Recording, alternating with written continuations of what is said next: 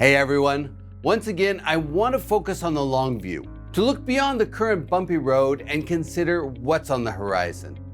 Wayne Gretzky, one of the greatest hockey players of all time, once said that he skates to where the puck is going to be, not to where it's been. And that concept is key for commercial real estate investors. We need to look forward and figure out where our puck will be.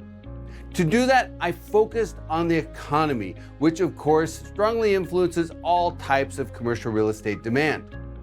And 2/3 of the US economy is driven by consumption.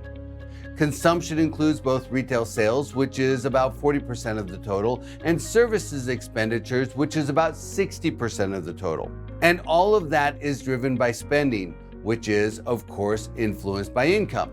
So the big question I asked myself was, who earns the most and who spends the most? The winner was the 45 to 54-year-old segment.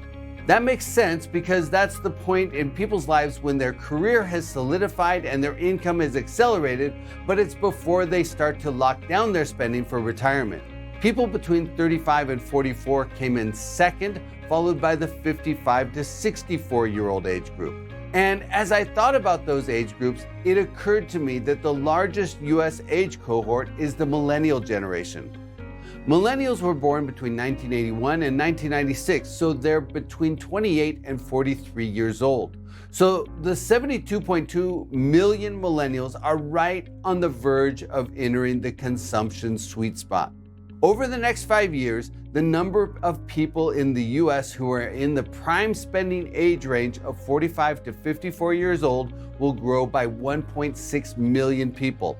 And the number of people in the 35 to 44 age range, which spends the second most, will increase by 1.3 million people.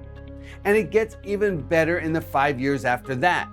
10 years from now, the total number of people between 35 and 54 years old will be 5 million more than it is today. What that tells me is this: the US economic growth outlook remains strong over the next 10 years.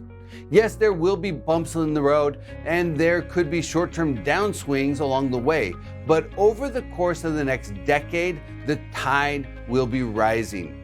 Now, let me toss in two other significant factors that I think will amplify the economic growth over the next 10 years. First is reshoring and nearshoring. I've done other videos on this topic in the past, so I won't go into detail here, but I think that as manufacturing comes back to North America, it will bolster the demographics-driven economic momentum. The second factor that will amplify the economy will be the transfer of wealth from the baby boom generation to their children, mostly in the millennial generation. Over the next 10 years, 3.5 million baby boomers will turn 85. And the baby boom generation is the wealthiest generation in our country's history. As the baby boom generation ages, they'll initiate a massive wealth transfer estimated to be between $70 and $90 trillion. And they'll be handing all of that money to people in their prime spending years. So I believe these trends bode well for commercial real estate space demand. The increased wealth and spending will drive space needs for retail, self-storage, industrial space, hotels, and even apartments.